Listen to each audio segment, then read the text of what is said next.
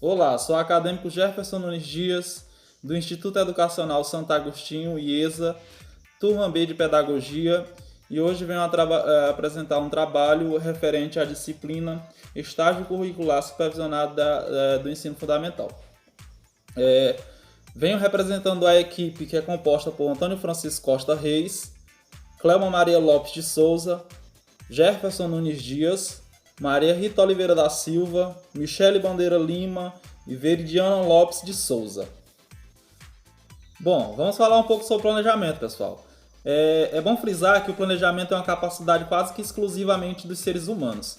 Alguns animais chegam até a planejar, mas a forma de planejar dos animais é uma forma mais imediata, para aquele instante, para algum ataque ou até mesmo de fugir, é algo instintivo. Já os seres humanos, a forma de planejar dos seres humanos acontece ao longo da vida. Às vezes planeja coisas para daqui um dia, para daqui um mês, até mesmo para anos e anos. E às vezes, até quando nós não queremos planejar, nós acabamos planejando meio que de modo instintivo. O ser humano, quando vai, digamos que vai até correndo, que vê um buraco, ele planeja antes de parar para não cair, ou quando vai descer uma escada, ele chega a planejar. Diante de tal situação, nós que vivemos do campo educacional também não podemos deixar de planejar. Até porque na escola não existe nada que não seja planejado, que não passe por um planejamento. Afinal de contas, a escola é uma instituição que tem uma intencionalidade, ela tem uma intenção. E às vezes alguns professores se perguntam por que planejar.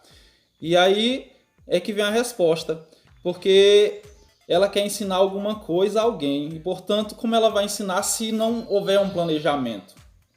Para que a coisa saia bem feita, tem que haver um planejamento. E o planejamento vai partir de um diagnóstico.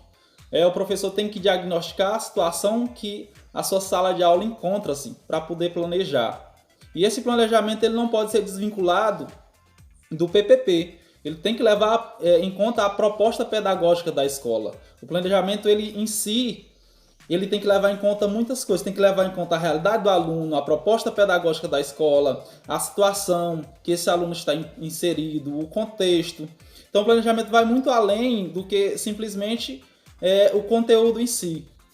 O planejamento é um instrumento que visa levar conhecimento ao aluno, gente. E para isso é importante saber que o conhecimento é algo a ser construído. Não podemos imaginar que a gente vai pegar o conhecimento que temos e enfiar na cabeça do aluno. É algo a ser construído. Então a gente precisa construir junto com o aluno o conhecimento a ser adquirido. Não é da maneira que às vezes nós instintivamente pensamos. Às vezes alguns professores chegam até se irritar porque o aluno tem uma dificuldade de aprendizagem. Mas isso é normal. Devemos levar em conta que nem todos os alunos são iguais. Nenhum professor vai ter uma sala de aula homogênea. Sempre vamos ter salas de aula que são heterogêneas. Então, o professor deve sempre buscar levar e facilitar esse conhecimento. É uma construção, onde os dois vão trabalhar de mão dadas. Os dois não.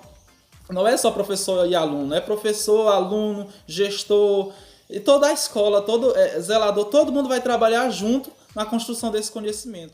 É importante frisar, pessoal, que o planejamento deve estar alinhado com a BNCC. O planejamento que a gente vai apresentar da acadêmica Maria Rita Oliveira da Silva, que eu acabei escolhendo para mostrar para vocês, é um planejamento que está alinhado com a BNCC. Então, para isso, o planejamento precisa ter o que, pessoal? Componente curricular. O que vem ser o componente curricular? É a disciplina, e no caso aí é a história. Tá? Isso aí é um planejamento que foi voltado para o 4º ano do ensino fundamental, certo? E depois do componente curricular, é um plano diário, temos que ter a unidade temática. O que temos nas unidades temáticas? A unidade temática é a unidade do livro. Então aí é os primeiros grupos humanos. Aí é a unidade temática que vai trabalhar alguns conteúdos dentro dessa temática aí dos primeiros grupos humanos. Então, pessoal, depois da unidade temática aí nós temos o objeto de conhecimento. O objeto de conhecimento aí é o estudo da história. O que é o objeto de conhecimento? É o conteúdo.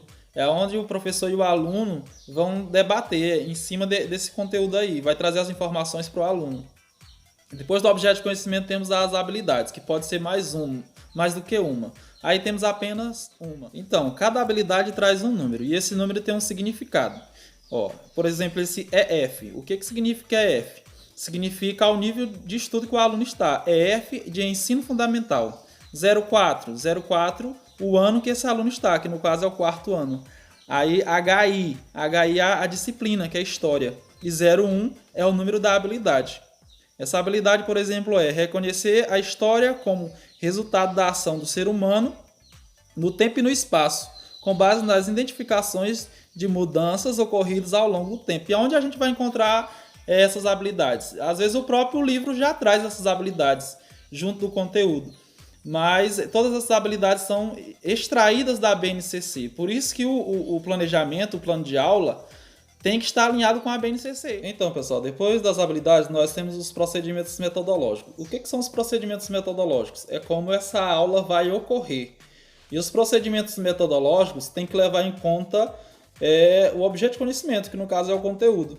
Por exemplo, esse procedimento metodológico aí, o que ele vai trazer? Roda de conversa sobre as diferentes mudanças que eles perceberam em seus cotidianos com a passagem do tempo, tais como crescimento, envelhecimento das pessoas e animais, surgimento de novas tecnologias, entre outros. Então vai ser um bate-papo com esses alunos sobre o que eles estão percebendo ao longo do tempo, para que eles percebam que o tempo passa. Logo após os procedimentos metodológicos, temos os recursos. O que são os recursos? É o que o professor irá utilizar para que essa aula ocorra. Aí vai de professor para professor. Tudo que ele for utilizar nessa aula tem que ser colocado como recurso. Então fica vago aí para o professor colocar. Aí temos a avaliação. O que é a avaliação? A avaliação é o que o professor vai avaliar a aprendizagem desse aluno, o que ele aprendeu ao longo dessa aula. Então pode ser por anotações, pode ser por atividades que serão desenvolvidas, dentre outras. E logo após, não obrigatoriamente, mas alguns planejamentos trazem, é sempre bom, as referências. O que são essas referências? O que o professor utiliza? As referências são o que o professor utilizou para que esse planejamento venha a ser feito. No caso, o documento curricular do território maranhense, que foi utilizado aí, e o livro Buriti Mais História. Pode ter outras referências, se o professor tiver utilizado alguma fonte da internet, ele coloca também. Mas isso aí fica a critério de cada professor.